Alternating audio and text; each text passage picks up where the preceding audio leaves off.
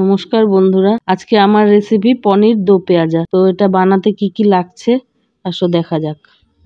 একটা বড় টমেটো, দুটা পেঁয়াজ কুচি করে নিয়েছি, 7-8টা কাজু, অল্প আদা আর কাঁচা লঙ্কা ঝাল অনুযায়ী যে যেরকম খায়। আর পনির আমি 350 গ্রাম নিয়েছি আর দুটা বড় পেঁয়াজ কিউব করে কেটে নিয়েছি।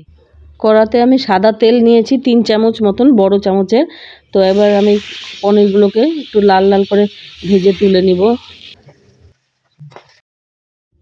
ওই একই তেলে আমি ওই কিউব করা পেঁয়াজগুলোকেও অল্প হালকা করে ভেজে তুলে নিব। এবার কাজু, আদা টুকরো আর লঙ্কা, কুচনো পেঁয়াজ সব তেলের মধ্যে দিয়ে ভেজে নিব আমি। সবগুলো ভাজা হয়ে গেছে, এবার আমি টমেটোটা দিয়েও ভেজে নিব অল্প। টমেটোটা গলে যাবে, যার জন্য একটু নুন দিয়ে দিলাম। সব মশলাগুলোকে ভেজে আমি ঠান্ডা করে নিয়েছি। এবার মিক্সিতে এটাকে পেস্ট করে নিব একটা। মশলাটা আমার ভালোভাবে পেস্ট হয়ে গেছে, তার মধ্যে আমি 2 চামচ জল মিশিয়ে সুন্দরভাবে পেস্ট করে নিয়েছি। এবার কড়াইতে 2-3 চামচ আমি সাদা তেল নিয়েছি, নিয়ে মশলাগুলোকে আবার ওর মধ্যে দিয়ে দিব। মশলার বাটিটা এবার ধুয়ে একটু জল আমি ওর মধ্যে দিয়ে দিব।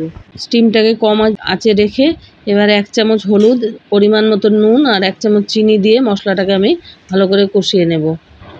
মশলাটা কষানো হয়ে গেছে, এবার আমি 2 চামচ সয়া সস আর 2 চামচ টমেটো সস এর মধ্যে মিশিয়ে নেব।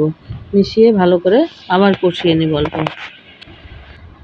দুটো সসকে ভালো করে মিশানোর পর আমি পনিরগুলোকেও এবার মশলার মধ্যে দিয়ে দিব, দিয়ে নাড়াচাড়া করে নেব, মিশিয়ে নেব ভালো করে। এবার মিক্সির মধ্যে যে মশলা করেছিলাম সেই মিক্সি ধোয়া জল এবার এর মধ্যে মিশিয়ে দেব।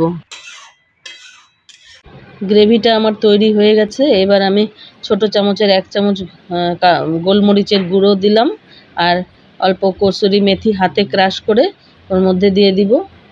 দিয়ে এবার যে ভেজে রাখা কিউব করা কুচনো পেঁয়াজটা আছে সেটাও ওর মধ্যে মিশিয়ে দেব। এটা আমার আজকের রেসিপি পনির দো পেঁয়াজা। খেতে তো দারুণ বন্ধুরা, তোমরাও একবার বানিয়ে খেয়ে দেখো। রুটি, পরোটা, পোলাও সবের সাথে এটা খুব ভালো যায়। ধন্যবাদ। ভিডিওটি লাইক, শেয়ার আর চ্যানেলটিকে সাবস্ক্রাইব করার অনুরোধ রইল।